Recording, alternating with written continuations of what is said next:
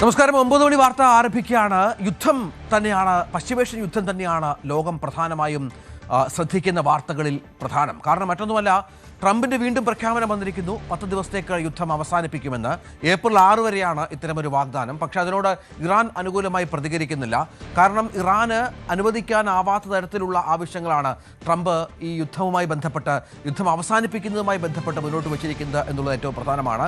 ഇറാന്റെ പ്രതികരണം എന്താണ് എന്നുള്ളത് കാത്തിരിക്കുകയാണ് ലോകം. ഇന്ന് പക്ഷേ ആക്രമണങ്ങളുടെ വാർത്തകളൊന്നും പ്രധാനമായി ലഭ്യമാകുന്നില്ല എന്നത് പ്രധാനമാണ്.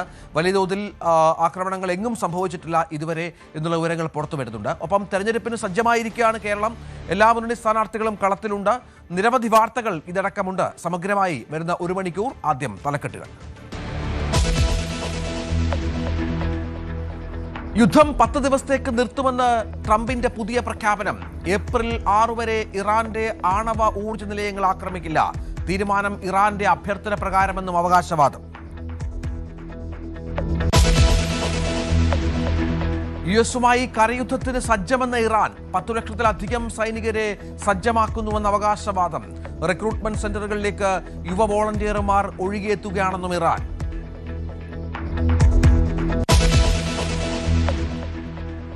യുദ്ധപ്രതിസന്ധി സംസ്ഥാനങ്ങളുമായി ചർച്ച ചെയ്യാൻ കേന്ദ്രം. പ്രധാനമന്ത്രി ഇന്ന് മുഖ്യമന്ത്രിമാരുമായി വീഡിയോ കോൺഫറൻസിംഗിൽ ചർച്ച നടത്തും.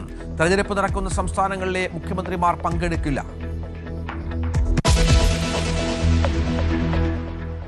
ഇറാൻ ആക്രമണത്തിൽ 13 അമേരിക്കൻ സൈനിക താവളങ്ങൾ തകർന്നുവെന്ന് റിപ്പോർട്ട്. മധ്യപൂർവേഷ്യയിൽ ഉടനീളം നിരവധി താവളങ്ങൾ വാസയോഗ്യമല്ലാതായി. സൈനിക കേന്ദ്രങ്ങൾ ഉപേക്ഷിക്കാൻ അമേരിക്കൻ സൈന്യം നിർബന്ധിതരായെന്നും റിപ്പോർട്ട്. റിമോട്ട് വാർ എന്ന് വിശേഷിപ്പിച്ച് അമേരിക്കൻ ഉദ്യോഗസ്ഥർ.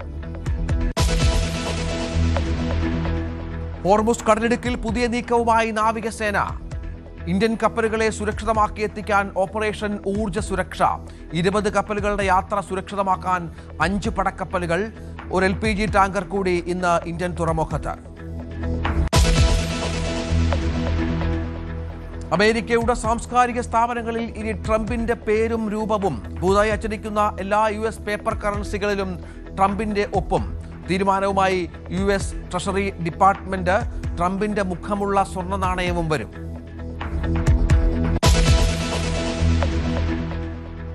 സ്ഥാനാർത്ഥി ചിത്രം പൂർണ്ണമായതോടെ സംസ്ഥാനം തെരഞ്ഞെടുപ്പ് ആവേശത്തിലേക്ക്. വിവിധ മണ്ഡലങ്ങളിലേക്ക് കൂടുതൽ നേതാക്കൾ. മുഖ്യമന്ത്രി ഇന്ന് തൃശൂരിൽ. പ്രതിപക്ഷ നേതാവിന്റെ റോഡ് ഷോ തിരുവനന്തപുരത്ത്. പ്രധാനമന്ത്രി മറ്റന്നാൾ കേരളത്തിൽ.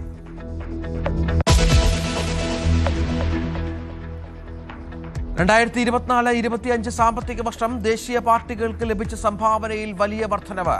സിംഹഭാഗവും BJPക്ക്. BJPയുടെ കോർപ്പറേറ്റ് വിഹിതം മാത്രം 5717 കോടി. കോൺഗ്രസിന് 517 കോടി രൂപ മാത്രം. ആകെ പാർട്ടികൾക്ക് കിട്ടിയത് 6648.563 കോടി.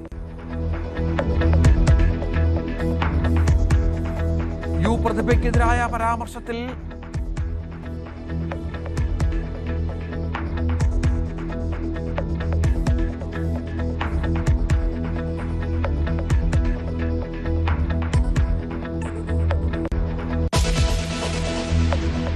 വാർത്തകളുടെ വിശദാംശങ്ങളിലേക്ക്. ഇറാനുമായി ചർച്ചകൾ നടക്കുന്ന സാഹചര്യത്തിൽ ഇറാനിയൻ പവർ പ്ലാന്റുകൾക്കും ഊർജ്ജ അടിസ്ഥാന സൗകര്യങ്ങൾക്കുമെതിരായ എല്ലാ സൈനിക നടപടികളും 10 ദിവസത്തേക്ക് നിർത്തിവെക്കുന്നതായി അമേരിക്കൻ പ്രസിഡന്റ് ഡൊണാൾഡ് ട്രംപ്. ട്രംപിന്റെ പ്രഖ്യാപനം ഇത് 3ാം തവണയാണ്. നേരത്തെ പറഞ്ഞതുപോലെ, അതായത് ആദ്യം ഒരു 48 മണിക്കൂർ വെടിനിർത്തൽ പ്രഖ്യാപിച്ചു. അതിനുശേഷം 5 ദിവസത്തെ വെടിനിർത്തലായി. ഇത് രണ്ടും ലംഘിക്കപ്പെട്ടു. വീണ്ടും ഇറാനിലേക്ക് ആക്രമണം നടത്തുകയും ഇറാന്റെ പ്രത്യാക്രമണം ഉണ്ടാവുകയും ചെയ്തു.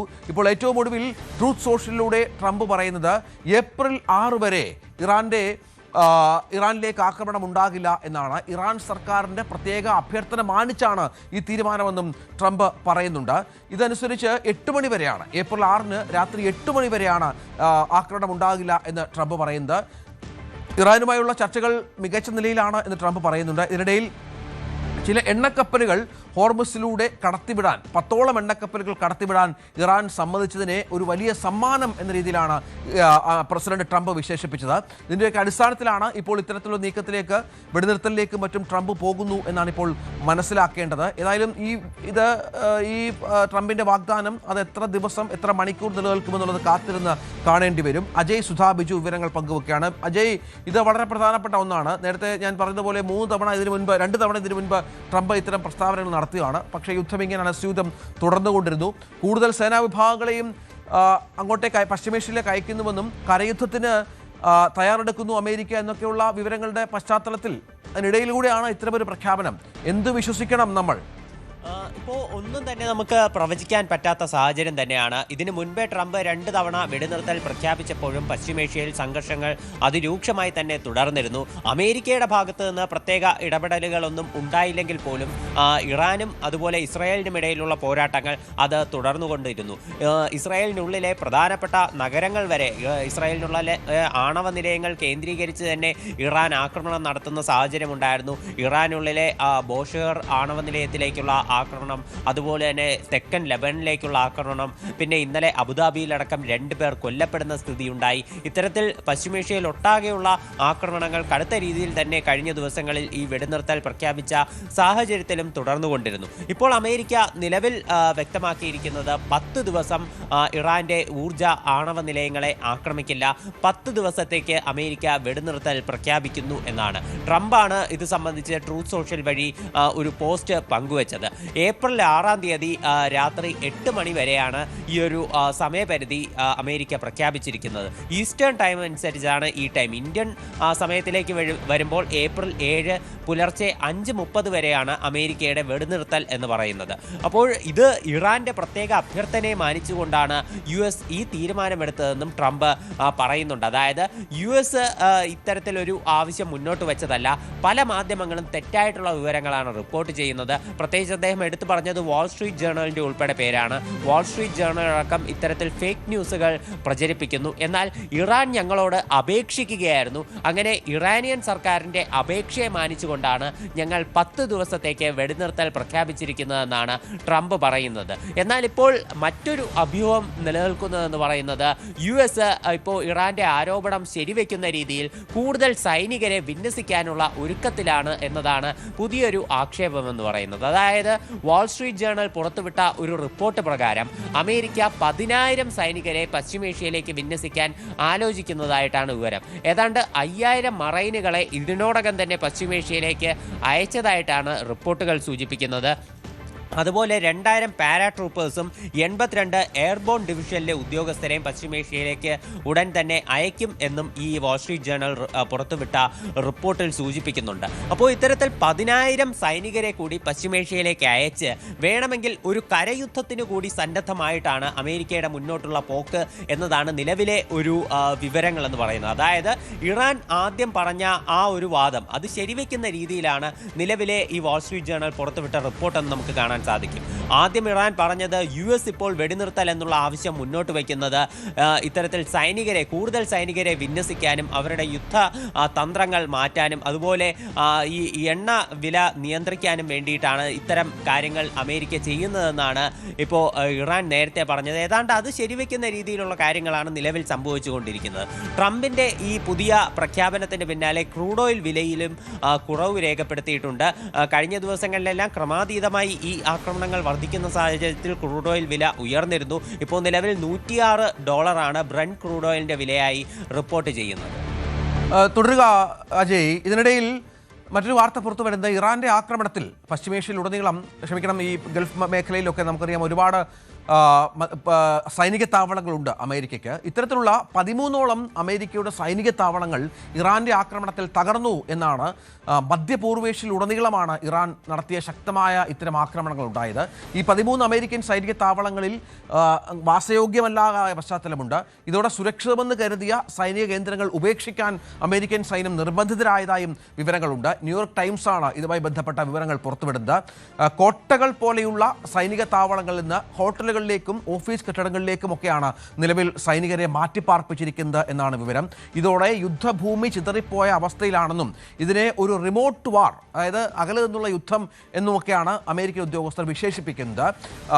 ഇത് വലിയൊരു പ്രധാന പ്രശ്നമായി അമേരിക്ക മാറിയിട്ടുണ്ട്. തങ്ങളുടെ ഇത്തരം സൈനിക താവളങ്ങളെ തൊടാൻ ആർക്കും സാധിക്കില്ല എന്നുള്ള അമേരിക്കയുടെ ആത്മവിശ്വാസത്തിന് ഏറ്റവും വലിയ തിരിച്ചടി കൂടിയായി ഈ സംഗതികൾ മാറി എന്നുള്ളത് ഏറ്റവും പ്രധാനപ്പെട്ട ഒന്നാണ്. അജയ്, അമേരിക്കയ്ക്ക് വലിയ നാശനഷ്ടമുണ്ടായിട്ടുണ്ട് എന്ന കാര്യത്തിൽ സംശയമില്ല. ചില ചില യുദ്ധവിമാനങ്ങൾ അടിച്ചിട്ടിട്ടുണ്ട്. ഒപ്പമാണ് ഇത്തരം കോടിക്കണക്കിന് ഡോളർ നിർമ്മിച്ച് തയ്യാറാക്കി സംരക്ഷിച്ചു വന്ന സൈനിക താവളങ്ങൾ ഇറാൻ തകർക്കുക എന്നുള്ളത് അത് ചില്ലറ പ്രതിസന്ധി ആയിരിക്കില്ല അമേരിക്കയ്ക്ക് ഉണ്ടാക്കിയിരിക്കുന്നത്.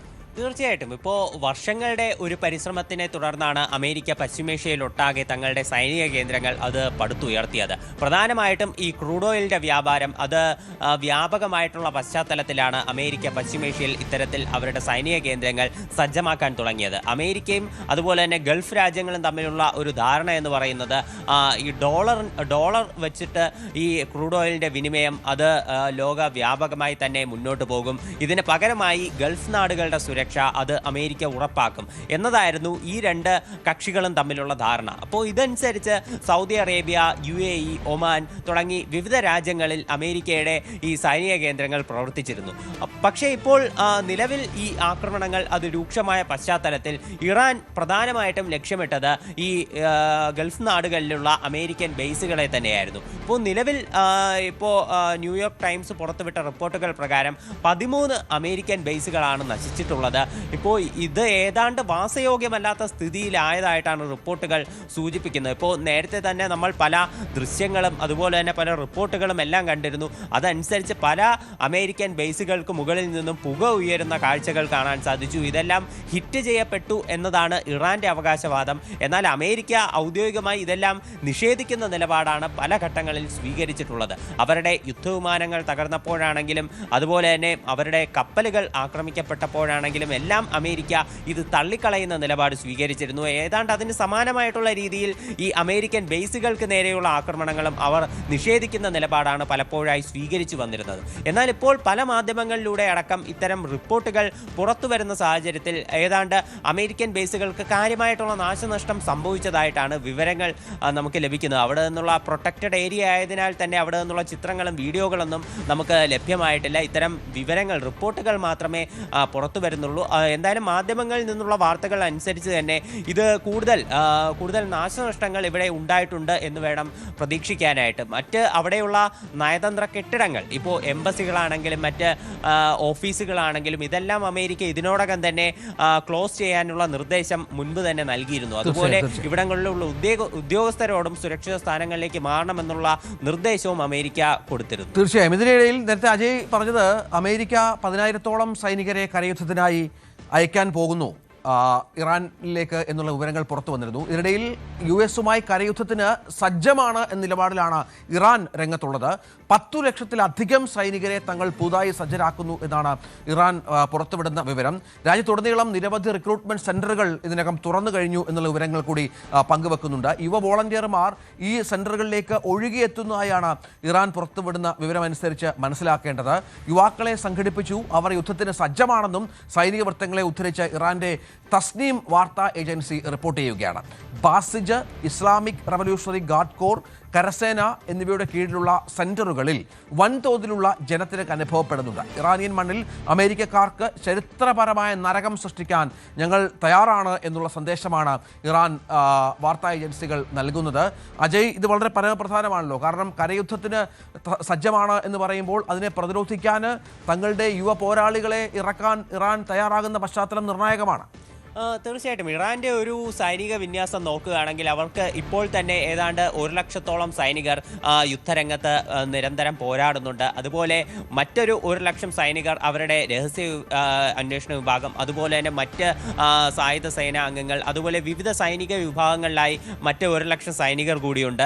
അല്ലാതെ അവർക്ക് ഏതാണ്ട് 8 ലക്ഷത്തോളം സൈനികർ അവർക്ക് റിസർവ് ഫോഴ്സിലുമുണ്ട്. അതായത് അവർ ഇപ്പോൾ ആക്റ്റീവായിട്ട് യുദ്ധരംഗത്തില്ല, പക്ഷേ ഇറാൻ നിർബന്ധിത ഈ സൈനിക വിദ്യാഭ്യാസം അത് ഉറപ്പാക്കിയിട്ടുള്ള രാജ്യമാണ്. അപ്പോൾ ഇത്തരത്തിൽ സൈനിക പരിശീലനം ലഭിച്ച ഏതാണ്ട് 8 ലക്ഷത്തോളം ആളുകൾ അവർക്ക് റിസർവ് ഫോഴ്സ് ആയിട്ടുണ്ട്. ഇപ്പോൾ അതിനു പുറമെ അമേരിക്ക നിലവിൽ ആക്രമണം കടുപ്പിച്ചിട്ടുള്ള സാഹചര്യത്തിലാണ് ഇപ്പോൾ രാജ്യത്തെമ്പാടും ഇത്തരത്തിൽ നിരവധി റിക്രൂട്ട്മെന്റ് സെന്ററുകൾ അവർ ആരംഭിച്ച് കൂടുതൽ പേരെ ഇവിടങ്ങളിലേക്ക് ക്ഷണിച്ചുകൊണ്ട് ഈ സൈനിക വിദ്യാഭ്യാസം അത് കൂടുതൽ കർശനമാക്കിയിരിക്കുന്നത്. ഇത്തരത്തിൽ കൂടുതൽ ആളുകളെ സേനയിലേക്ക് എടുപ്പിച്ച് തങ്ങളുടെ സൈനിക സൈന്യത്തെ കൂടുതൽ ശക്തമാക്കാൻ തന്നെയാണ് ഇറാന്റെ ഒരു ശ്രമം. ഇവിടെയാണ് ഇപ്പോൾ UN-ലെ ഇറാനിയൻ അംബാസഡർ ആയിട്ടുള്ള അലി ബഹ്റൈനിയുടെ ഒരു പ്രസ്താവന പ്രസക്തമാകുന്നത്. അദ്ദേഹം കഴിഞ്ഞ ദിവസം പ്രതികരിച്ചപ്പോൾ പറഞ്ഞത് തങ്ങൾ ഇറാൻ എന്തിനും സജ്ജമായി തന്നെയാണ് ഇരിക്കുന്നത്, പ്രത്യേകിച്ച് കരയുദ്ധത്തിന് തങ്ങൾ പൂർണ്ണ സജ്ജമാണ്, ഞങ്ങൾ ആക്ച്വലി ഇതിനായിട്ടാണ് കാത്തിരിക്കുന്നതെന്നും അലി ബഹ്റൈനി പറയുന്നുണ്ട്. ഇവിടെ വെച്ച് ഞങ്ങൾക്ക് ശത്രുക്കൾക്ക് ഇപ്പോഴുള്ളതിൻ്റെ ഇരട്ടി പ്രഹരം ഏൽപ്പിക്കാൻ കഴിയുമെന്നും അലി ബഹ്റൈനി പറയുന്നുണ്ട്. ആദ്യം മുതൽ തന്നെ ഇറാന്റെ ആത്മവിശ്വാസവും ഇതിൽ തന്നെയായിരുന്നു. US കരയുദ്ധം എന്ന് പറയുന്ന ഒരു ഓപ്ഷൻ തിരഞ്ഞെടുക്കുകയാണെങ്കിൽ അവിടെ വെച്ച് അവർക്ക് വലിയൊരു തിരിച്ചടി നൽകുക, ഇതിലൂടെ അമേരിക്കയുടെ പ്രതിച്ഛായ ലോകമെമ്പാടും നശിപ്പിക്കുക, അത് വലിയൊരു നാണക്കേടായിട്ട് തന്നെ യുഎസിന് മാറും. അത് ഇറാന് പിന്നീട് വലിയൊരു അഭിമാനവുമാകും എന്നുള്ളതാണ് അവരുടെ വലിയ നാളായിട്ടുള്ള ഒരു ആശയം എന്ന് പറയുന്നത്. ഇത് അവരുടെ പല നേതാക്കളും പലപ്പോഴായി ഉന്നയിച്ചിട്ടുമുണ്ട്. ഈ കരയുദ്ധം എന്ന് പറയുന്നത് അത് ഇറാന്റെ ട്രംപ് കാർഡാണെന്നുള്ള രീതിയിൽ. ഇറാന്റെ ഈ ഒരു ഭൂപ്രകൃതിയും പ്രത്യേകിച്ച് അഫ്ഗാനിസ്ഥാന് സമാനമായി മലനിരകൾ, അതുപോലെ തന്നെ മറ്റ് ഈ പ്രത്യേക ഈ ഒരുപാട് മരുഭൂമികൾ, ഇവ അടങ്ങിയിട്ടുള്ള ഭൂപ്രകൃതിയിൽ അമേരിക്കൻ സൈനികർക്ക് മുന്നോട്ട് നീങ്ങാനുള്ള ഒരു സമയം അത് കൂടുതൽ എടുക്കും. അപ്പോൾ ഈ ഒരു അവസരത്തിൽ അവിടെ പരിശീലനം നേടിയിട്ടുള്ള ഇറാനിയൻ സൈനികർക്ക് ശക്തമായിട്ടുള്ള തിരിച്ചടി കൊടുക്കാനും സാധിക്കും. അപ്പോൾ ഇത് തന്നെയാണ് ഇറാന്റെ ഒരു ആത്മവിശ്വാസവും എന്ന് പറയുന്നത്. അജയ് സുധാ ബിജുവാണ് വിവരങ്ങൾ പങ്കുവെക്കുന്നത്. പശ്ചിമേഷ്യയിൽ സംഘർഷം മുറുകുന്നതിനിടെ റഷ്യ ഇറാനിലേക്ക് ഡ്രോണുകൾ അയക്കുന്നതായി ഫിനാൻഷ്യൽ ടൈംസിന് റിപ്പോർട്ട് പുറത്തുവരുന്നുണ്ട്. ഇതിന് പുറമെ ഭക്ഷണ സാധനങ്ങളും മരുന്നുകളും ഇന്റലിജൻസ് വിവരങ്ങളും റഷ്യ ഇറാന് കൈമാറുന്നുവെന്നും റിപ്പോർട്ടുണ്ട്. ഫെബ്രുവരി 28-ന് യുദ്ധം ആരംഭിച്ചതിന് ശേഷം റഷ്യ ഇറാനിലേക്ക് അയക്കുന്ന ആദ്യത്തെ മാരകായുധങ്ങളാണ് ഈ ഡ്രോണുകൾ എന്നാണ് വിവരം. ഈ മാസം അവസാനത്തോടെ ഡ്രോണുകളുടെ കൈമാറ്റം പൂർത്തിയാകും. എന്നാൽ ഈ റിപ്പോർട്ടുകൾ പൂർണ്ണമായും റഷ്യൻ വക്താവ് നിഷേധിച്ച പശ്ചാത്തലം കൂടി ഇതിനോട് ചേർത്ത് വെക്കണം. ഇറാനുമായുള്ള ചർച്ചകൾ തുടരുകയാണെന്നും പുറത്തുവരുന്നത് വ്യാജ വാർത്തകളാണെന്നും അദ്ദേഹം പറയുന്നുണ്ട്. ഇറാൻ രൂപകൽപ്പന ചെയ്ത ഡ്രോണുകൾ റഷ്യ നേരത്തെ യുക്രൈൻ യുദ്ധത്തിൽ ഉപയോഗിച്ചിരുന്നു എന്ന വിവരങ്ങളൊക്കെ അന്താരാഷ്ട്ര മാധ്യമങ്ങൾ റിപ്പോർട്ട് ചെയ്യുന്നതാണ്. നിലവിൽ റഷ്യ അയക്കുന്ന ഡ്രോണുകൾ ഏത് ഇനമാണെന്ന് വ്യക്തമല്ലെങ്കിലും ഇറാന്റെ ഷാഹിദ് 136 അടിസ്ഥാനമാക്കി നിർമ്മിച്ച ഗറാൻ 2 ആകാനാണ് സാധ്യതയെന്നാണ് സുരക്ഷാ ഉദ്യോഗസ്ഥർ പറയുന്നത്.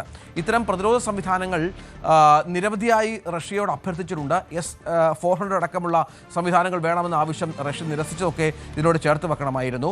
ഇത് അമേരിക്കയുമായി ഉള്ള ബന്ധം കൂടുതൽ വഷളാക്കുമെന്ന് റഷ്യ ഭയപ്പെടുന്നുവെന്നാണ് ഇതുമായി ബന്ധപ്പെട്ട റിപ്പോർട്ടുകൾ പുറത്തു വന്നത്. ഏതായാലും റഷ്യയുടെ സഹായം തങ്ങൾക്ക് ഉണ്ട്, അവരുമായി നയതന്ത്രപരമായി പങ്കാളിത്തമുണ്ട് എന്ന് ഇറാൻ പലപ്പോഴും പറയുന്ന പശ്ചാത്തലം കൂടി ഇതിനോട് ചേർത്ത് വെക്കണം. മറ്റൊന്ന്, ഇന്ത്യ-US സഖ്യം, ഇസ്രായേൽ-US യുദ്ധം നടക്കുന്നതിനിടയിൽ ഹോർമുസ് കടലിടുക്കിൽ കൂടി India, Pakistan, Iraq, China, Russia എന്നീ സുഹൃത്ത് രാജ്യങ്ങളുടെ കപ്പലുകൾക്ക് യാത്രാനുമതി നൽകിയിട്ടുണ്ടെന്നുള്ള ഇറാന്റെ പ്രസ്താവനയും നിർണായകമാണ്. വിദേശകാര്യമന്ത്രി അബ്ബാസ് അരാക്ചിയാണ് ഇക്കാര്യം വ്യക്തമാക്കിയത്. ഇന്ത്യ ഞങ്ങളുടെ സുഹൃത്ത് രാജ്യമാണ് എന്നും ഇന്ത്യ യുദ്ധവുമായി ബന്ധപ്പെട്ട് തങ്ങൾക്കെതിരെയുള്ള നിലപാട് സ്വീകരിച്ചിട്ടില്ല എന്നും യുദ്ധം അവസാനിക്കണമെന്ന് ആഗ്രഹിക്കുന്ന രാജ്യങ്ങളുടെ പട്ടികയിലാണ് ഇന്ത്യ എന്നുമാണ് വ്യക്തമാക്കുന്നത്. ഇത്തരം ഒരു പ്രസ്താവന ഇന്നലെ ഇറാന്റെ കോൺസുലേറ്റ് ജനറൽ പ്രഖ്യാപിക്കുകയുണ്ടായി. ആഗോളതലത്തിലെ ഊർജ്ജ പ്രതിസന്ധി അടക്കമുള്ള വിഷയങ്ങൾ സ്വാധീനിച്ചുകൊണ്ടാണ് ഇക്കാര്യങ്ങൾ പറഞ്ഞത്. ഇന്ത്യൻ കപ്പലുകൾ കടന്നു പോകാൻ അനുമതി നൽകുന്നുണ്ട് ഇറാൻ എന്നാണ് ഏറ്റവും പ്രധാനമായും ഇവർ പറഞ്ഞു വെക്കുന്നത്. ഹോർമുസ് വഴി കടത്തിവിടാം എന്നും പറയുന്നു. ശത്രു രാജ്യങ്ങളുടെ കപ്പലുകളെ മാത്രമേ ആക്രമിക്കൂ എന്നും ഇറാൻ ആവർത്തിക്കുന്ന പശ്ചാത്തലം നിർണായകമാണ്. ഇപ്പോൾ നമുക്കറിയാം അജയ്, നമ്മുടെ നിരവധി കപ്പലുകൾ ഇങ്ങോട്ടേക്ക് കടന്നു വരുന്ന പശ്ചാത്തലമുണ്ട്. ഇന്നും ഒരു ഓയിൽ ടാങ്കർ എത്തുമെന്നുള്ള വിവരം പുറത്തു വരുന്നുണ്ട്. അപ്പോൾ നമ്മുടെ ഒരു നയതന്ത്ര നീക്കം ഇതുമായി ബന്ധപ്പെട്ട് ഇന്ത്യയുടെ ഏതാണ്ട് വിജയിച്ചു എന്ന് വേണം കരുതാൻ. തീർച്ചയായിട്ടും ഇപ്പോൾ നിരന്തരം ഈ യുദ്ധം ആരംഭിച്ചതിന് ശേഷം ഇന്ത്യ ഇറാനുമായി ചർച്ചകൾ നടത്തുന്നുണ്ടായിരുന്നു. ഇപ്പോൾ ആദ്യ മണിക്കൂറുകൾ തന്നെ ഇതുമായി ബന്ധപ്പെട്ട ശ്രമങ്ങൾ നടന്നു. ഏതാണ്ട് 4ലധികം തവണയാണ് ഇന്ത്യൻ വിദേശകാര്യമന്ത്രിയായിട്ടുള്ള S ജയശങ്കർ ഇറാനിയൻ വിദേശകാര്യമന്ത്രിയുമായിട്ട് സംസാരിക്കുകയുണ്ടായത്. അപ്പോൾ ഇതനുസരിച്ച് ഇന്ത്യൻ കപ്പലുകളെ ഈ ഹോർമുസ് കടലെടുക്ക് വഴി സുരക്ഷിതമായി ഒരു യാത്ര അനുവദിക്കാൻ അത് ഇറാൻ നേരത്തെ തന്നെ സമ്മതിച്ച കാര്യമായിരുന്നു. ഇപ്പോൾ ഇറാന്റെ ഭാഗത്തു നിന്ന് വരുന്ന പ്രസ്താവന എന്ന് പറയുന്നത് ഇന്ത്യ അടക്കം ഇറാന്റെ സൗഹൃദ രാഷ്ട്രങ്ങൾ, അതായത് പാകിസ്ഥാൻ, ചൈന, റഷ്യ, ഇറാഖ് അടക്കമുള്ള രാജ്യങ്ങൾക്ക് ഹോർമുസ് കടലെടുക്ക് വഴി സുഗമമായിട്ടുള്ള യാത്രാ സൗകര്യം അനുവദിക്കും എന്നാണ് ഇറാന്റെ ഇപ്പോൾ വിദേശകാര്യമന്ത്രിയായിട്ടുള്ള അബ്ബാസ് അറക്ചി ഉൾപ്പെടെ വ്യക്തമാക്കുന്നത്. ഇപ്പോൾ നേരത്തെ ഇവിടെയുള്ള ഒരു മോശം സാഹചര്യം എന്ന് പറയുന്നത് ഈ ആക്രമണങ്ങൾ അത് കൂടുതൽ കടുത്തിരിക്കുന്ന പശ്ചാത്തലത്തിൽ ഇതുവഴി സൗഹൃദ കപ്പലുകൾ ആണെങ്കിലും ട്രാവൽ ചെയ്യുന്നത് അത് വളരെയധികം ബുദ്ധിമുട്ടുണ്ടാക്കിയിരുന്നു. പ്രത്യേകിച്ച് ഇറാൻ ഈ പ്രദേശത്ത് മൈനുകൾ ഉൾപ്പെടെ വിതറിയാണ് ഈ ശത്രുക്കളെ നേരിട്ടിരുന്നത്. അപ്പോൾ ഈ ഒരു സാഹചര്യത്തിൽ യുദ്ധം കടുത്തിരിക്കുന്ന സാഹചര്യത്തിൽ ഇന്ത്യയുടെ കപ്പലുകളെ അടക്കം ഇതുവഴി യാത്ര ചെയ്യുന്നത് അത് വലിയൊരു പ്രതിസന്ധിയായിരുന്നു. എന്നാൽ ഇറാന്റെ പ്രത്യേക അനുമതി വാങ്ങിക്കൊണ്ട് തന്നെ ഇത് യാഥാർത്ഥ്യമായി എടുത്തു. മാത്രമല്ല മറ്റൊരു പ്രധാനപ്പെട്ട കാര്യം, ഇറാന്റെ LPG ടാങ്കറുകൾ ഉൾപ്പെടെ ഇന്ത്യയിലേക്ക് ഇപ്പോൾ കഴിഞ്ഞ ദിവസം എത്തിയിരുന്നു. വലിയൊരു ഇടവേളയ്ക്ക് ശേഷമാണ് ഇറാനിൽ നിന്നുള്ള LPG അത് ഇന്ത്യയിലേക്ക് എത്തുന്നത്. അതുപോലെ തന്നെ ഇറാന്റെ ഓയിൽ, അതിനുള്ള അന്താരാഷ്ട്ര ഉപരോധം അത് പിൻവലിക്കപ്പെട്ടതോടെ അതുൾപ്പെടെ ഇന്ത്യയിലേക്ക് എത്തുന്ന ഒരു സാഹചര്യം ഉണ്ടായിരുന്നു. അതുമാത്രമല്ല ഇന്നിപ്പോൾ എത്താൻ പോകുന്നത് ജഗ്വസന്ത് എന്ന് പറയുന്ന ഒരു LPG ടാങ്കറാണ്. അത് ഇന്ന് ഇന്ത്യൻ തുറമുഖത്ത് എത്തിച്ചേരുമെന്നാണ് വിവരം. അപ്പോൾ ഇത്തരത്തിൽ ഒരു മുൻപത്തേക്കാൾ ഒരുപാട് സ്ലോ ഡൗൺ ചെയ്യപ്പെട്ടെങ്കിലും ഇന്ത്യയുടെ കൃത്യമായിട്ടുള്ള നയതന്ത്ര ബന്ധം അത് ഈ കപ്പലുകളെയും അതുപോലെ തന്നെ മറ്റ് ചരക്ക് നീക്കത്തെയും അത് സുഗമമാക്കി എന്ന് വേണം പറയാൻ ഈ സാഹചര്യത്തിൽ. അജയ്, സുധാ, ബിജുവാണ് വിവരങ്ങൾ പങ്കുവച്ചുകൊണ്ടിരിക്കുന്നത്. മറ്റൊരു പ്രധാനപ്പെട്ട കാര്യം, ഈ പശ്ചിമേഷ്യയിലെ യുദ്ധത്തിൽ ഏറ്റവും കൂടുതൽ നാശനഷ്ടങ്ങൾ ഉണ്ടാകുന്നത് ഇറാനാണ് എന്ന കാര്യത്തിൽ സംശയമില്ല. പക്ഷേ മറ്റൊരു വിവരം പുറത്തു വരുന്നത് ഈ യുദ്ധം ഒരർത്ഥത്തിൽ ഇറാന് ലോട്ടറിയാണ് എന്നുള്ളതാണ്. അതെങ്ങനെയാണെന്നറിയാമോ? എണ്ണക്കയറ്റുമതിയും വരുമാനവും ഇറാന്റെ ഗണ്യമായി വർദ്ധിക്കുന്നു എന്നാണ് റിപ്പോർട്ടുകൾ. വ്യോമാക്രമണങ്ങൾ നടക്കുന്നുണ്ടെങ്കിലും ഇറാന്റെ പ്രധാന എണ്ണ പര്യവേഷണ കേന്ദ്രങ്ങൾക്ക് ഇതുവരെ നാശനഷ്ടം സംഭവിച്ചിട്ടില്ല. ഹോർമുസ് കടലിടുക്കിലൂടെ എണ്ണ നീക്കം തടസ്സമില്ലാതെ നടത്താൻ അനുവാദമുള്ള അല്ലെങ്കിൽ അതിനുള്ള അവകാശമുള്ള ഏക രാജ്യം കൂടിയാണ് ഇറാൻ എന്നുള്ളതാണ്. ഒപ്പം എണ്ണയുടെ വില കാര്യമായി വർദ്ധിച്ച പശ്ചാത്തലവും ഇറാന് ഏറ്റവും പ്രധാനമായും ഏറ്റവും നിർണായകമായി മാറിയ പശ്ചാത്തലമുണ്ട്. നിരവധി രാജ്യങ്ങൾ ഇറാൻ എണ്ണ, നേരത്തെ ഒരുപാട് ഉപരോധങ്ങളൊക്കെ അനുഭവിക്കുന്ന ഒരു രാജ്യമാണ് ഇറാൻ. പക്ഷേ ഈ പുതിയ ആഗോള പ്രതിസന്ധിയുടെ പശ്ചാത്തലത്തിൽ നിരവധി രാജ്യങ്ങൾ, ഈവൻ അമേരിക്ക പോലും ഇറാന്റെ എണ്ണ ആവശ്യപ്പെടുന്നു എന്ന വിവരങ്ങളാണ് ഇപ്പോൾ പുറത്തു വരുന്നത്. ചൈന അടക്കമുള്ള രാജ്യങ്ങൾ കൂടുതലായി ഇറാന്റെ എണ്ണ ഇപ്പോൾ വാങ്ങുന്ന പശ്ചാത്തലം കൂടിയുണ്ട്. എണ്ണയുടെ വില വർദ്ധിച്ചത് കാരണം ദശലക്ഷക്കണക്കിന് ഡോളർ അധികമായി ഇറാൻ നേടാൻ സാധിക്കുന്ന പശ്ചാത്തലം ഏറെ നിർണായകമാണ്. എണ്ണ കയറ്റുമതി കേന്ദ്രത്തിലൊക്കെ ലക്ഷ്യം വെച്ചിരുന്നുവെങ്കിലും പ്രധാന എണ്ണ കയറ്റുമതി സൗകര്യങ്ങൾ ഇപ്പോഴും കാര്യമായി മുന്നോട്ട് പോകുന്ന പശ്ചാത്തലമൊക്കെയുണ്ട്. ഇതടക്കം പുറത്തു വരുന്ന വിവരങ്ങൾ എന്ന് പറയുന്നത് പ്രതിദിന എണ്ണ കയറ്റുമതി ഏതാണ്ട് 16 ലക്ഷം ബാരൽ എണ്ണ ആയിരിക്കുന്നു എന്നുള്ളതാണ്. ഇത് അവർക്ക് വലിയ സാമ്പത്തിക നേട്ടം ഉണ്ടാക്കുന്ന പശ്ചാത്തലമുണ്ട്. ഇത് സംഘർഷം രൂക്ഷമായതോടെ അന്താരാഷ്ട്ര എണ്ണ വിപണിയിൽ ബ്രന്റ് ക്രൂഡ് ഓയിലിന്റെ വില വർദ്ധിച്ചത്. മറ്റൊന്ന്, നമ്മുടെ ഹോർമുസ് കടലിടുക്കുമായി ബന്ധപ്പെട്ടുണ്ടായ പ്രതിസന്ധിയിൽ ഇറാന് ലഭിക്കുന്ന അഡ്വാൻറ്റേജ്. ഈ രണ്ടു കാര്യങ്ങളാണ് ഇറാൻ ഏറ്റവും കൂടുതൽ ഗുണം ചെയ്യുന്നത്. ഏകദേശം 13.9 കോടി ഡോളറായി ഇത് വർദ്ധിച്ചു. എണ്ണയുടെ മൂലമുള്ള ഇറാന്റെ വരുമാനം എന്നുള്ള വിവരമാണ് ഇപ്പോൾ പുറത്തു വരുന്നത്. മറ്റൊന്ന് റഷ്യയുടെ ഒരു മുന്നറിയിപ്പാണ്. അത് ഇറാന്റെ ബുഷൈർ ആണവ നിലയത്തിൽ ഇസ്രായേൽ സൈന്യം മിന്നലാക്രമണം നടത്തിയതിന് പിന്നാലെ റഷ്യ വലിയ മുന്നറിയിപ്പാണ് ഇസ്രായേൽ നൽകുന്നത്. ബുഷൈർ ആണവ നിലയം ആക്രമിക്കുന്ന നിർത്തണമെന്നും നിലയത്തിലെ റഷ്യൻ ജീവനക്കാരുടെ ജീവൻ അപകടത്തിലാണെന്നും റഷ്യ മുന്നറിയിപ്പ് നൽകുന്നുണ്ട്. ഇസ്രായേൽ ശ്രമിക്കുന്ന ആണവ ദുരന്തം സൃഷ്ടിക്കാനാണ്. ഇതിന്റെ പ്രത്യാഘാതം പരിഹരിക്കാൻ കഴിയാത്തതാണ്. മിസൈൽ ആക്രമണത്തിൽ ദുരന്തം ഒഴിവായത് ഭാഗ്യം കൊണ്ടാണെന്നും റഷ്യ ഓർമ്മിപ്പിച്ചു. ഇത്തരം ആക്രമണങ്ങൾക്കെതിരെ റഷ്യ രംഗത്ത് വരുന്നത് ഇതാദ്യമായല്ല. നേരത്തെയും ഇറാനെതിരെയുള്ള ഇസ്രായേലിന്റെയും അമേരിക്കയുടെ ആക്രമണത്തിൽ നിരവധി പ്രസ്താവനകൾ റഷ്യയുടെ ഭാഗത്തു നിന്ന് ഉണ്ടാകുന്നു. അത് മാത്രമല്ല, തങ്ങളുടെ പങ്കാളിയാണ് റഷ്യ എന്ന് പലപ്പോഴും ഇറാൻ കൂട്ടിച്ചേർക്കുന്നതും ഏറ്റവും പ്രധാനപ്പെട്ട ഒന്നാണ്. ഹോർമുസ് കടലിടുക്കിൽ നിന്ന് ഇന്ത്യൻ കപ്പലുകളെ സുരക്ഷിതമായി എത്തിക്കാൻ ഓപ്പറേഷൻ ഊർജ്ജ സുരക്ഷയുമായി നാവികസേന. ഹോർമുസിലുള്ള 20 ഇന്ത്യൻ കപ്പലുകളുടെ യാത്ര സുരക്ഷിതമാക്കി 5 പടക്കപ്പലുകളെ വിന്യസിച്ചാണ് പ്രതിരോധ വൃത്തങ്ങൾ അറിയിക്കുന്നത്. അതേസമയം ജാഗ് വസന്ത് എന്ന LPG ടാങ്കർ ഇന്ന് ഇന്ത്യൻ തുറമുഖത്തെത്തും എന്ന ഏറ്റവും പ്രധാനപ്പെട്ട വിവരം കൂടിയുണ്ട്. അജയ്, ഇതാണ് ഈ പ്രധാനപ്പെട്ട കാര്യം. അതായത് ഇറാൻ സമ്മതിക്കുകയാണ് നമ്മുടെ കപ്പലുകളെ കയറ്റിവിടാം, നമ്മൾ സുഹൃത്ത് രാജ്യമാണ് എന്ന്. ഇതിനിടയിൽ കൂടുതൽ സുരക്ഷിതത്തിനായി ഇന്ത്യൻ നാവികസേന അവിടെ ഉണ്ട്, ഹോർമുസിന് സമീപത്തുണ്ട്. ഇപ്പോൾ 20ഓളം കപ്പലുകൾ അല്പ ദിവസങ്ങൾക്കുള്ളിൽ ഇങ്ങോട്ടേക്ക് എത്തുമെന്നുള്ള വിവരമാണ്. ഇതിന് സുരക്ഷ കൂട്ടുകയാണ് ലക്ഷ്യം, അല്ലേ? തീർച്ചയായിട്ടും ഇപ്പോൾ ഈ ആക്രമണങ്ങൾ നടക്കുന്ന സാഹചര്യത്തിൽ തന്നെ നേരത്തെ സൂചിപ്പിച്ചതുപോലെ ഇന്ത്യൻ കപ്പലുകൾ അത് ഹിറ്റ് ചെയ്യപ്പെടാനുള്ള സാഹചര്യം ഉണ്ട്. അത് ഇപ്പോൾ സുഹൃത്ത് രാജ്യമാണ്. ഇപ്പോൾ ഇറാൻ്റെ അനുമതി ഉള്ളതുകൊണ്ട് തന്നെ മേഖലയിലൂടെ മറ്റ് ഭയമില്ലാതെ യാത്ര ചെയ്യാം. പക്ഷേ ഈ സംഘർഷങ്ങൾ അത് രൂക്ഷമായ പശ്ചാത്തലത്തിൽ തന്നെ ചിലപ്പോൾ ആക്രമണങ്ങൾ അത് നേരിട്ടേക്കാനും സാധ്യതയുണ്ട്. അപ്പോൾ ഇത്തരം ആക്രമണങ്ങൾ അത് നേരിടാനാണ് ഇന്ത്യൻ പ്രതിരോധ വിഭാഗം ഇവിടേക്ക് കൂടുതൽ യുദ്ധക്കപ്പലുകളെ അയച്ചിട്ടുള്ളത്. അപ്പോൾ ഇതുവഴി തിരിച്ചാക്രമിക്കുകയല്ല ലക്ഷ്യം. ഇവിടേക്ക് ഇന്ത്യൻ വാണിജ്യ കപ്പലുകളെ കേന്ദ്രീകരിച്ച് നടക്കുന്ന ആക്രമണങ്ങൾക്ക് ഒരു തടയിടാനാണ് ഇത്തരം കപ്പലുകളെ മേഖലയിൽ വിന്യസിച്ചിട്ടുള്ളത്. അപ്പോൾ ഇതുവഴി കൂടുതൽ കപ്പലുകൾക്ക് ഒരു സുരക്ഷിത പാതയൊരുക്കി ഈ കപ്പലുകളെ ഇന്ത്യയിലേക്ക് എത്തിക്കുക തന്നെയാണ് ഇപ്പോൾ പ്രധാനമായിട്ടും ലക്ഷ്യമിടുന്നത്. ഇപ്പോൾ അതിനായിട്ട് വരും ദിവസങ്ങളിൽ കൂടുതൽ നടപടികൾ ഉൾപ്പെടെ സ്വീകരിക്കുമെന്ന് പ്രതീക്ഷിക്കാം. ഇന്ന് ജഗ്ബസന്ത് എന്ന LPG കപ്പൽ ഇന്ത്യയിൽ എത്തിച്ചേരും. എന്നാൽ മുൻപത്തേക്കാൾ കൂടുതൽ ഒരു വലിയ സ്ലോ പ്രോസസ്സിലൂടെയാണ് ഇത്തരം കപ്പലുകൾ ഇന്ത്യയിലേക്ക് എത്തുന്നത്. അത് നമ്മുടെ ഈ വാണിജ്യ വിതരണത്തെ ഉൾപ്പെടെ വലിയ തോതിൽ അത് ബാധിച്ചിട്ടുണ്ട്. അപ്പോൾ ഈ വരും ദിവസങ്ങളിൽ കൂടുതൽ കപ്പലുകളെ പെട്ടെന്ന് തന്നെ ഈ ഹോർമുസ് വഴി കടത്തിവിട്ടുകൊണ്ട് അത് ഇന്ത്യയിലേക്ക് എത്തിക്കാനുള്ള നീക്കങ്ങളാണ് നടക്കുന്നത്. മാത്രമല്ല മറ്റ് രാജ്യങ്ങളിൽ നിന്നുള്ള ഈ LPG അതുപോലെ തന്നെ പെട്രോളിയം ഇറക്കുമതി അത് വർദ്ധിപ്പിക്കാനും ആലോചനയുണ്ട്. ശരി, അജയ് സുധാ ബിജുവാണ് വിവരങ്ങൾ പങ്കുവച്ചത്. മറ്റൊരു വാർത്ത വരുന്നത് അമേരിക്കയിൽ നിന്നാണ്.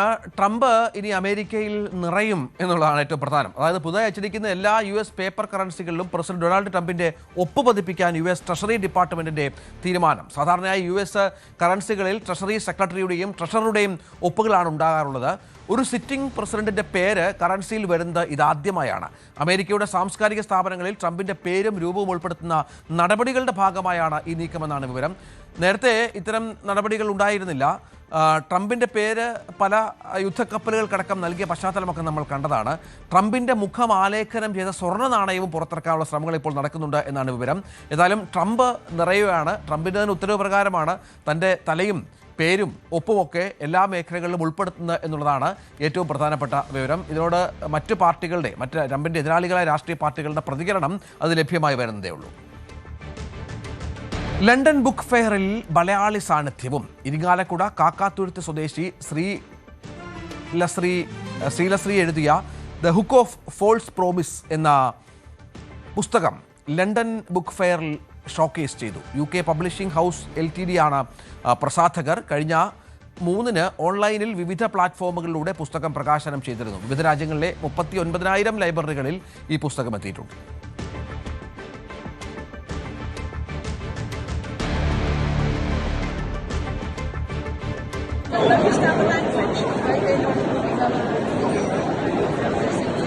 ഇതൊരു സീരിയസ് ഇഷ്യൂ ആണ് വേൾഡ് വൈഡിൽ. ഇത് നടക്കുന്നുണ്ട്. എത്ര ഇല്ലെന്ന് പറഞ്ഞാലും ഇത് സംഭവിക്കുന്നുണ്ട്.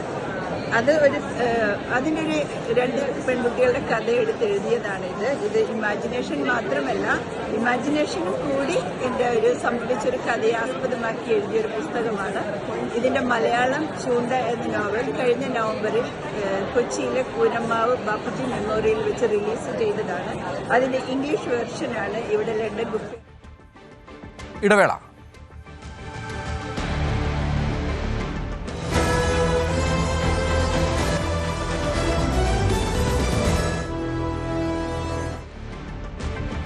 സംസ്ഥാനത്ത് തെരഞ്ഞെടുപ്പ് ചിത്രം വ്യക്തമായി. നാമനിർദ്ദേശ പത്രിക പിൻവലിക്കാനുള്ള സമയപരിധി പൂർത്തിയാക്കിയപ്പോൾ മത്സരരംഗത്തുള്ളത് 890 സ്ഥാനാർത്ഥികളാണ്. ഏറ്റവും കൂടുതൽ സ്ഥാനാർത്ഥികൾ കൊടുവള്ളിയിൽ, അവിടെ 13 പേരുണ്ട്. അപരന്മാരിൽ ചിലർ പിന്മാറിയതോടെ പ്രമുഖർക്ക് ഭീഷണിയായി ചിലർ തുടരുന്ന പശ്ചാത്തലം കൂടിയുണ്ട്. സാരംഗ് വിവരങ്ങൾ പങ്കുവെക്കുന്നുണ്ട്. സാരംഗ്, ഈ അപരന്മാരുടെ ശല്യം ആദ്യമൊക്കെ ഉണ്ടായിരുന്നു, പക്ഷേ ഇപ്പോഴും പല മണ്ഡലങ്ങളിലും അത് തുടരുന്നുമുണ്ട്. മഞ്ചേശ്വരത്തൊക്കെ ആകട്ടെ SDPI സ്ഥാനാർത്ഥി പിൻവലിച്ചത് UDFന് ആശ്വാസമാണ്. അങ്ങനെ നിരവധി പ്രത്യേകതകളുണ്ട് തെരഞ്ഞെടുപ്പ് രംഗത്ത്, അല്ലേ?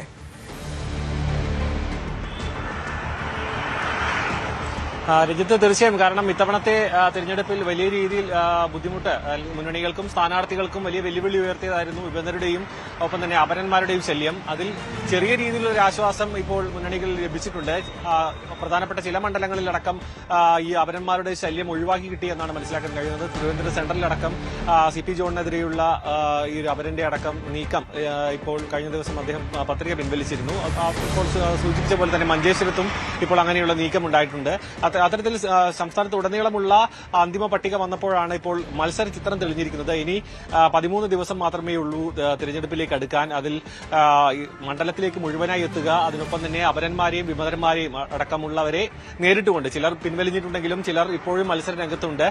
ചില മണ്ഡലങ്ങളിൽ ചില മണ്ഡലങ്ങളിൽ പ്രമുഖരെ വലിയ രീതിയിൽ വിമതരുടെ ശല്യമുണ്ട്. ഒന്നിൽ കവിഞ്ഞ വിമതന്മാരുള്ള മണ്ഡലങ്ങളും നിലനിൽക്കുന്നുണ്ട്. അത് വലിയ രീതിയിൽ ചെറിയ വോട്ടാണ് അവർ നേടുന്നതെങ്കിൽ പോലും അതിന്റെ അന്തിമ വിജയത്തിൽ ആ വോട്ട് ശതമാനം പോലും വലിയ ഇമ്പാക്ട് ഉണ്ടാക്കുമെന്ന കാര്യം തീർച്ചയാണ്. അത് മുൻകൂട്ടി കണ്ടുകൊണ്ടായിരുന്നു കഴിഞ്ഞ ദിവസം അടക്കം സജീവമായി ചർച്ചകൾ നടന്നിരുന്നു. പക്ഷേ എല്ലാവരെയും ഈ ഒരു മത്സര രംഗത്ത് നിന്ന് മാറ്റി നിർത്താൻ കഴിഞ്ഞില്ല എന്ന് ശ്രദ്ധേയമാണ്.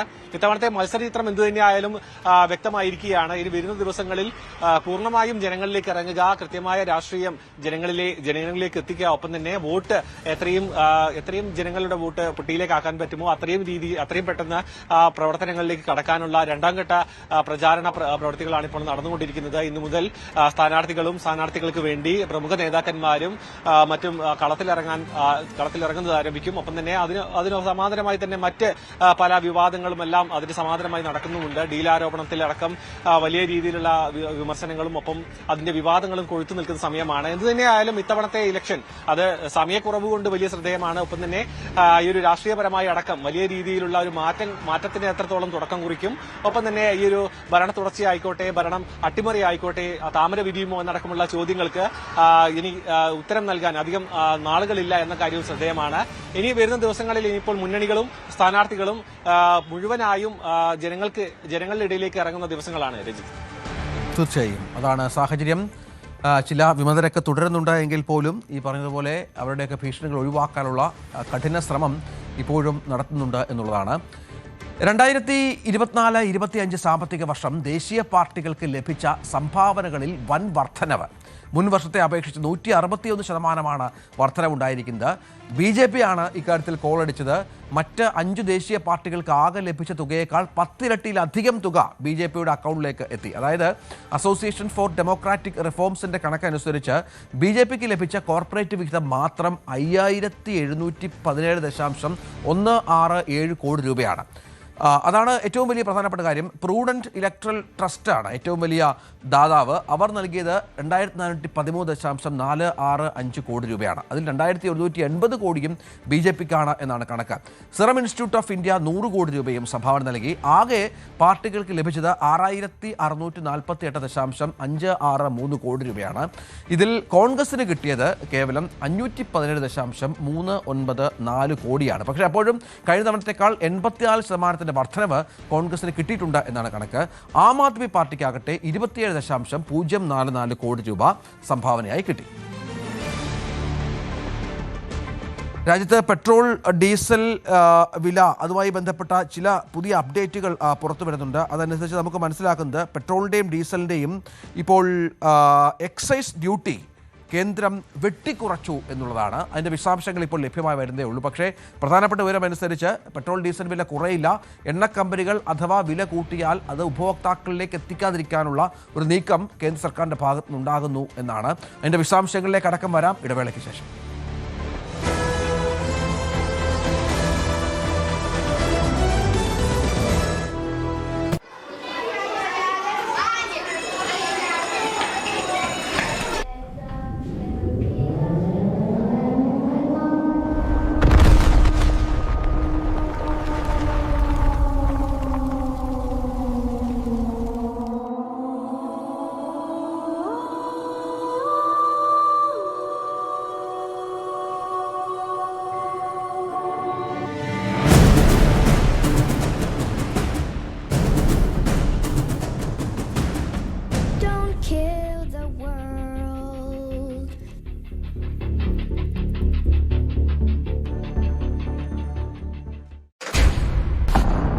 കളിക്കളം റെഡി.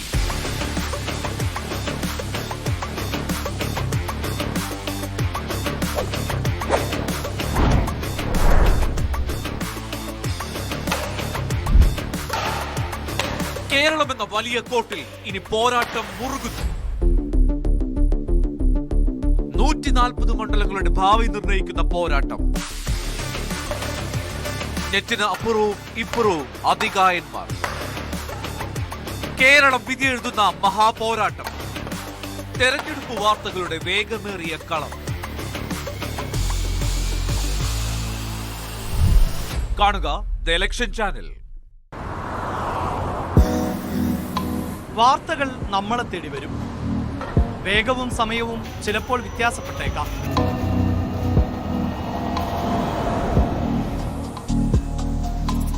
LDF-നുമെതിരെ വലിയ ആരോപണം കോൺഗ്രസിന്റെ ഭാഗത്ത് നിന്ന് ഡീൽ ആരോപണമൊക്കെ ഉണ്ട്. UDF നയിക്കുന്ന കോൺഗ്രസ് പാർട്ടിയിലെ ഏത് നേതാവും എപ്പോഴും BJP-യിലേക്ക് പോകും. അല്ല, ഇപ്പോൾ LDF-ന് ഒരു MLA തന്നെ പോയി, CC മുകുന്ദൻ നാട്ടികയിൽ പോയി. ജമാഅത്തെ ഇസ്ലാമി UDF-നോട് ആവശ്യപ്പെട്ട പ്രകാരം സ്ഥാനാർത്ഥികളെ നിർത്തിയിട്ടുണ്ട്. മതമാണ് പ്രശ്നം എന്ന് പറഞ്ഞ ആള് കാൻഡിഡേറ്റാണ്. ഷാജി ജമാഅത്തെ ഇസ്ലാമി ബന്ധമുള്ളയാളാണോ? ജമാഅത്തെ ഇസ്ലാമിയുടെ മുദ്രാവാക്യം വിളിക്കുന്ന ആളാണ്. PDP-യുടെ പിന്തുണ ആർക്കാണ് ഇവിടെ? നിങ്ങളെ ഈ മെയിൻ സ്ട്രീമിനെ കുറിച്ച് സംസാരിക്കും. PDP എന്നൊക്കെ പറഞ്ഞാൽ ഇപ്പോൾ സതീശൻ നുണ പറയുകയാണെന്ന് പറഞ്ഞ് നിങ്ങൾ ബഹുപ്രചരണവും നടത്തുന്നു. സതീശൻ ഇവിടെ പ്രതിനിധാനം ചെയ്തത് നുണേനെയാണ്. പക്ഷേ മുഖ്യമന്ത്രി പറയുന്ന പോലെ ഈ ചെറ്റത്തരം എന്നുള്ള കാര്യങ്ങളൊന്നും അദ്ദേഹം പറയാറില്ല. ആ പ്രവൃത്തിയാണ് വിശകലനം ചെയ്തത്, വ്യക്തിയല്ല. പരനാറി ഒരു നാമം തന്നെയാണ്. അതിപ്പോ നിങ്ങളുടെ ആഗ്രഹമാണ്, അതുപോലെ നമ്മൾ ചെയ്തിട്ടില്ല. പക്ഷെ G. സുധാകരൻ പറഞ്ഞത് താങ്കൾ സംസാരിച്ചു കഴിഞ്ഞാൽ 5000 വോട്ട് അദ്ദേഹത്തിന് കൂടുതൽ കിട്ടുന്നു. സുധാകരൻ പലതും പറയും.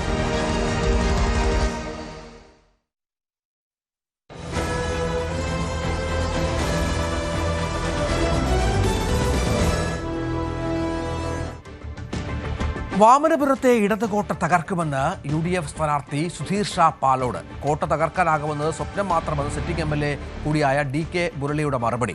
10 വർഷം കൊണ്ട് 2200 കോടി രൂപയുടെ വികസന പ്രവർത്തനങ്ങൾ മണ്ഡലത്തിൽ താൻ നടത്തിയിട്ടുണ്ടെന്നും അദ്ദേഹം വ്യക്തമാക്കി. വിജയത്തിൽ കുറഞ്ഞൊന്നും വാമനപുരത്ത് പ്രതീക്ഷിക്കുന്നില്ലെന്നാണ് NDA സ്ഥാനാർത്ഥി അഡ്വക്കേറ്റ് വിഷ്ണു കാർണവരും ന്യൂസ് 8നോട് പറഞ്ഞത്. 1977 N. വാസുദേവൻ പിള്ളയിൽ തുടങ്ങി 2021 DK മുരളി വരെ തുടരുന്ന തുടർച്ചയായി 40 വർഷത്തിലധികമായി ഇടതുപക്ഷം മാത്രം ജയിക്കുന്ന വാമനപുരം നിയോജക മണ്ഡലം തിരിച്ചുപിടിക്കാൻ കോൺഗ്രസ് കളത്തിലിറക്കിയിരിക്കുന്നത് ഒരു യുവ സ്ഥാനാർത്ഥിയാണ് സുധീർ ഷാ പാലോട്. കല്ലറ ഡിവിഷനിൽ നിന്നുള്ള ജില്ലാ പഞ്ചായത്ത് അംഗം കൂടിയാണ് സുധീർ ഷാ പാലോട്. തെരഞ്ഞെടുപ്പ് പ്രചാരണത്തിലാണ്, ഈ ചൂടൊന്നും വകവെക്കാതെയുള്ള പ്രചാരണത്തിലാണ് സുധീർ ഷാ. എന്നോടൊപ്പം ചേരുന്നു. എങ്ങനെയുണ്ട് പ്രചാരണം? വളരെ ആത്മവിശ്വാസത്തോടു കൂടി മുന്നോട്ട് പോവുകയാണ്. ഓരോ ദിവസം കഴിയുന്തോറും രാഷ്ട്രീയത്തിനതീതമായി ഈ നാട്ടിലെ ജനങ്ങൾ വലിയ സ്വീകാര്യതയും വലിയ പിന്തുണയുമാണ് നൽകുന്നത്.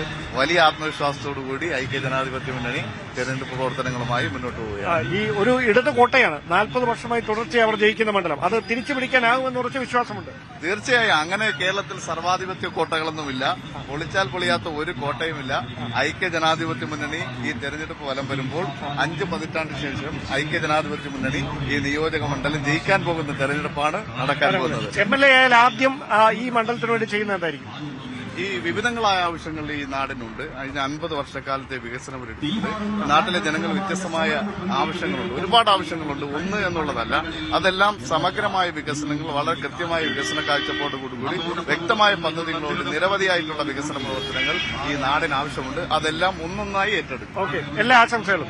ഓക്കെ, വലിയ പ്രതീക്ഷ പങ്കുവെച്ചുകൊണ്ടാണ് വാമനപുരത്ത് സുധീർ ഷാ പാലോടിന്റെ തെരഞ്ഞെടുപ്പ് പ്രചാരണം UDF നേതാക്കളുടെയും പ്രവർത്തകരുടെയും സാന്നിധ്യത്തിൽ പുരോഗമിച്ചുകൊണ്ടിരിക്കുന്നത്. വാമനപുരത്തെ സിറ്റിംഗ് MLA DK മുരളി എന്നോടൊപ്പം ചേരുന്നു. UDF വലിയ പ്രതീക്ഷയിലാണ് ഒരു യുവ സ്ഥാനാർത്ഥിയെ രംഗത്തിറക്കിയിരിക്കുന്നത്. ഇടത് കോട്ട തകർക്കുമെന്നൊക്കെയാണ് അദ്ദേഹം പറയുന്നത്. എങ്ങനെ പ്രതികരിക്കുന്നത്? അത് അവരുടെ വെറും ആഗ്രഹമോ വ്യാമോഹമോ മാത്രമാണ്. 1977 മുതൽ ഇടതുപക്ഷത്തിന് നല്ല അടിത്തറയുള്ള മണ്ഡലമാണ് ഈ നിയോജകമണ്ഡലം.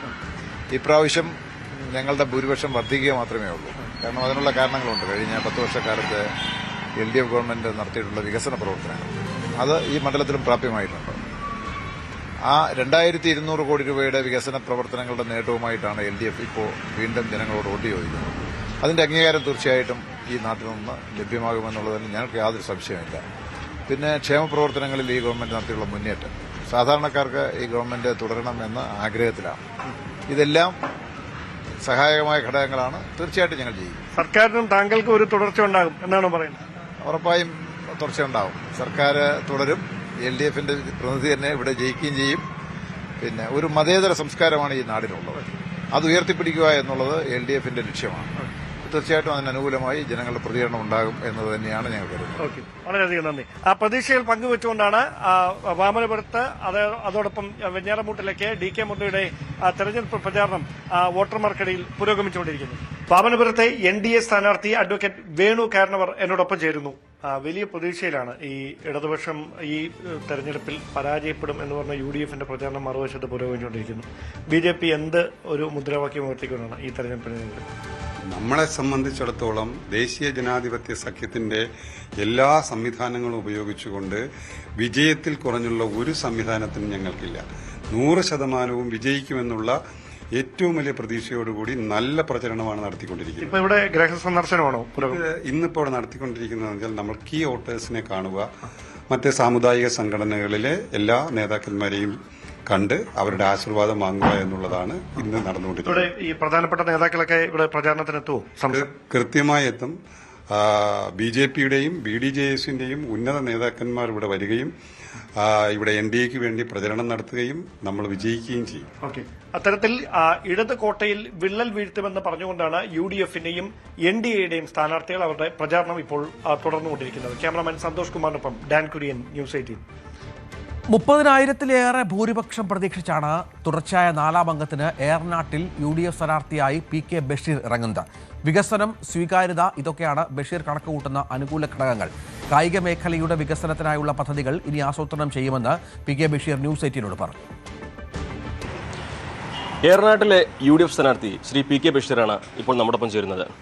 ബഷീർക്ക, 4ാമതാണ് ഏറനാട്. ഓരോ തവണയും ഭൂരിപക്ഷം കൂടി വരുന്ന ഒരു പ്രവണതയുള്ള മണ്ഡലമാണ്. എന്താണ് ഇത്തവണത്തെ പ്രതീക്ഷകൾ? റെക്കോർഡ് വോട്ടിന്റെ ഭൂരിപക്ഷത്തിന് വിജയിക്കും. കഴിഞ്ഞ പ്രാവശ്യങ്ങളും ഭൂരിപക്ഷം വർദ്ധിക്കും. ജനങ്ങളും വോട്ടർമാരും നാട്ടുകാരും ഒക്കെ വളരെ പോസിറ്റീവാണ്. എൻ്റെ പ്രതീക്ഷയ്ക്ക് അപ്പുറത്താണ് അവരൊക്കെ. വളരെ നല്ല സ്നേഹവും ഒക്കെയാണ് തരുന്നത്. എല്ലാവരും പരിപാടി കൺവെൻഷനുകളൊക്കെ വമ്പിച്ച വിജയമായിരുന്നു. എന്തൊക്കെ കാര്യങ്ങളാണ് വോട്ടർമാർക്ക് മുമ്പിൽ വയ്ക്കുന്നത്? വികസന തുടർച്ച എന്ന് പറയുമ്പോൾ വികസന തുടർച്ച പറയുമ്പോൾ നമ്മളിവിടെ ഏകദേശം 70-75% അടിസ്ഥാനപരമായിട്ട് എല്ലാ സൗകര്യങ്ങളും ചെയ്ത ഒരു നിയോജകമണ്ഡലമാണ്. റോഡും പാലൊന്നും ഇനിയിപ്പോൾ ഇവിടെ അത് ഇല്ല. ഇനി മറ്റു മേഖലകളിലേക്ക് ആരോഗ്യരംഗത്ത്, അതുപോലെ ക്ഷേമരംഗത്ത്, അതുപോലെ പ്രയാസം അനുഭവിക്കുന്ന ഭിന്നശേഷിക്കാരായ ആളുകൾക്ക് അവർക്കൊക്കെ ഒരു കൈത്താങ്ങുന്ന പദ്ധതികൾക്കൊക്കെയാണ് രൂപം കൊണ്ടത്.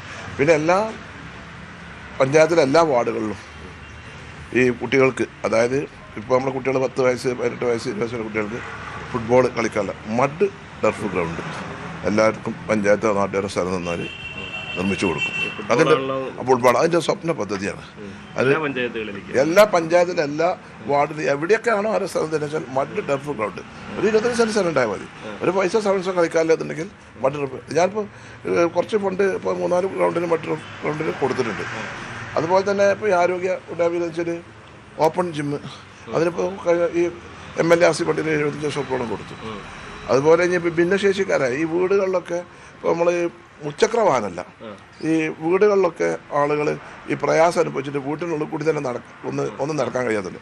അവർക്കൊരു ഇലക്ട്രോണിക് ഒരു പദ്ധതിക്ക് ഒരു പ്രകടന പദ്ധതി സഹായമില്ലാതെ നടക്കാൻ വേണ്ടി വീടിൻ്റെ ഉള്ളിൽ, അതായത് മുച്ചക്രവാഹനം മുമ്പ് 100 സ്കൂട്ടർ കൊടുത്തിരുന്നു 2015 ഫ്രീ ആയിട്ട്. ഇത് ഞാൻ ഭിന്നശേഷിക്കാരായ ആളുകളുടെ അവരുടെ ലിസ്റ്റ് എടുത്തിട്ട് ഏതൊക്കെ വീട്ടിലാണ് എന്ന് വെച്ചാൽ അവർക്ക് ഒരു നമ്മൾ വികസനം മാത്രമല്ല ഒരു കരുതലും ഉണ്ടാവണമല്ലോ.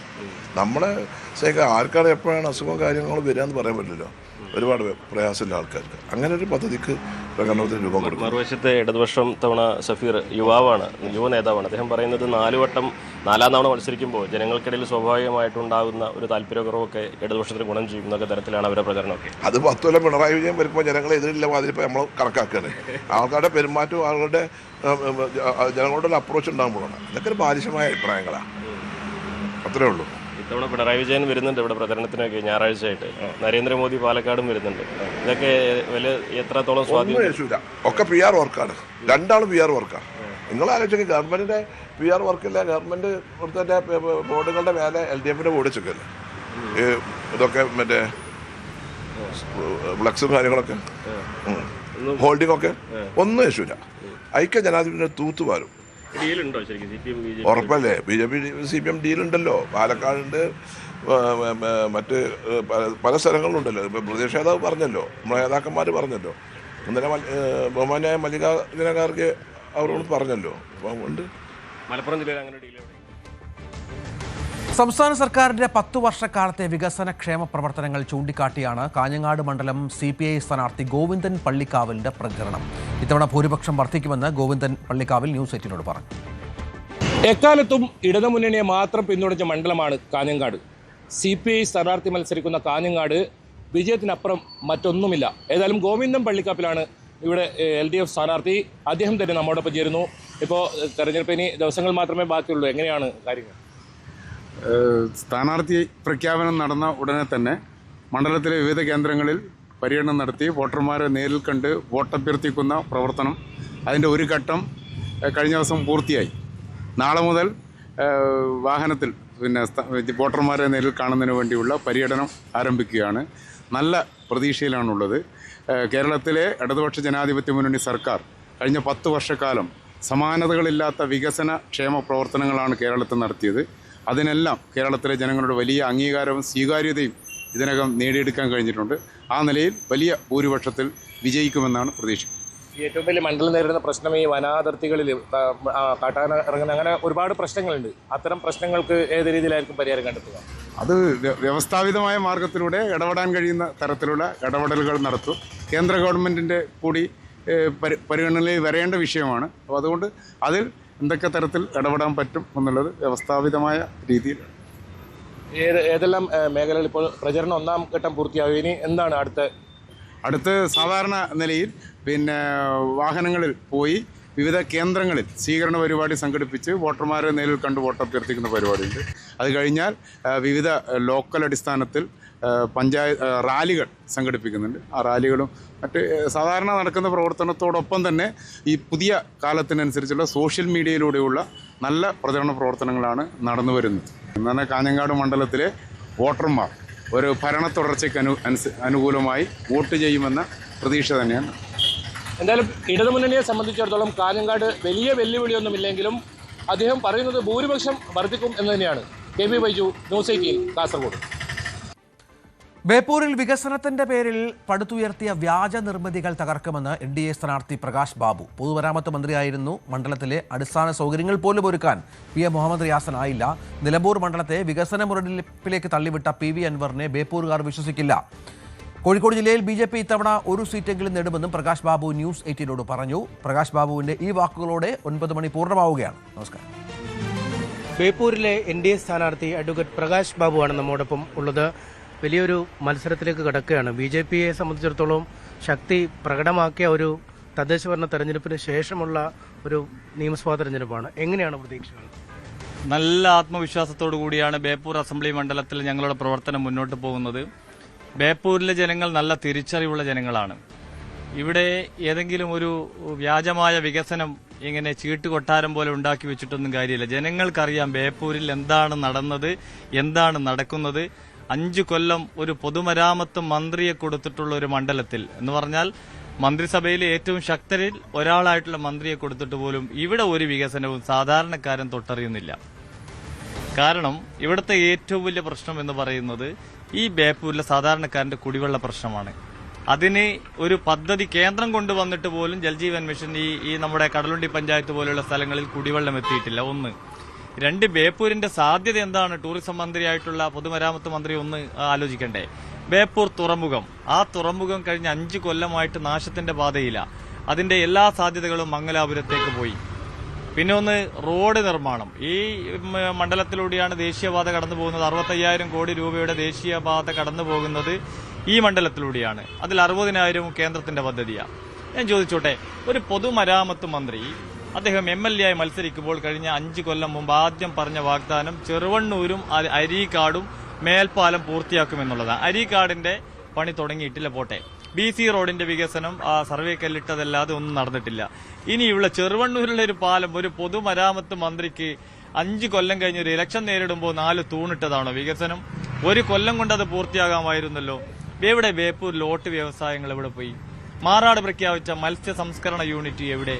ഗോദീശ്വരം ഉൾപ്പെടെയുള്ള ബീച്ചിലുള്ള കടൽ ഭിത്തികൾ എവിടെ? ഇതൊക്കെ ആരാ വാഗ്ദാനം കൊടുത്തത്? നിങ്ങൾ അദ്ദേഹം റോഡിന്റെ വികസനം പറയുന്നുണ്ടെങ്കിൽ ഞാൻ അദ്ദേഹത്തെ വെല്ലുവിളിക്കുകയാണ്. 300 മീറ്റർ റോഡ് 3 കോടി രൂപ ടെൻഡർ ഇല്ലാതെ നടപ്പിലാക്കിയിട്ടുള്ള ഒരു മണ്ഡലമാണിത്. ആ റോഡിന്റെ പേര് മമ്മള്ളിത്തായത്ത്. 300 മീറ്റർ നിങ്ങൾ പോയിട്ട് മമ്മള്ളിക്കടവ് 300 മീറ്റർ റോഡ് 3 കോടി ഊരാളുങ്കൽ ടെൻഡറും ഇല്ല, ഒന്നുമില്ല. ഞാൻ മനസ്സിലാക്കിയത് 30 ലക്ഷം കൊണ്ട്. ഇങ്ങനെയുള്ള പാലത്തുമ്മൽ ഫിറ്റ്നസ് ഇല്ലാത്ത പാലത്തുമ്മൽ പെയിന്റ് അടിച്ച് 4.5 കോടി എടുക്കുക, 300 മീറ്റർ റോഡ് ഉണ്ടാക്കിയിട്ട് 3 കോടി എഴുതിയെടുക്കുക. ഇങ്ങനെ ചില തട്ടിപ്പുകളും ചില ഗിമ്മിക്കുകളും അല്ലാതെ ഇവിടെ ഒരു വികസനവും എത്തിയിട്ടില്ല. കേന്ദ്രം ഫറൂഖ് പാലത്തിന് അവിടെ സേതുബന്ധൻ പദ്ധതിയിലൂടെ 7 പാലം പ്രഖ്യാപിച്ചിരുന്നു കേരളത്തിൽ.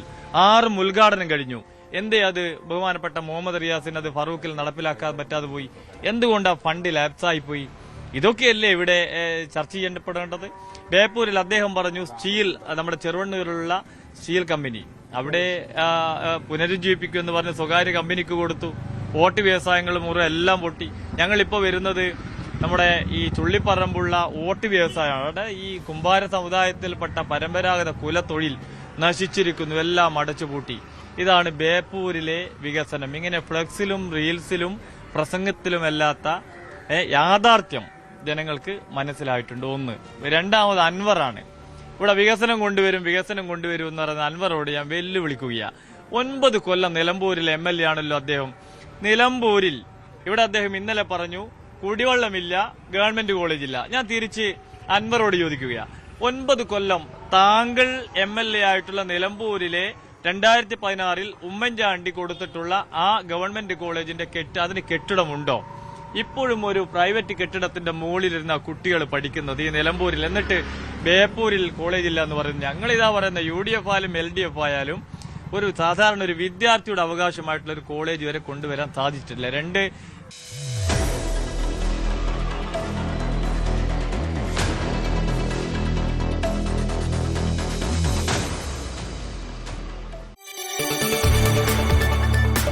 കൂടുതൽ വാർത്തകൾക്ക് News 18 Keralam YouTube channel subscribe ചെയ്യുക.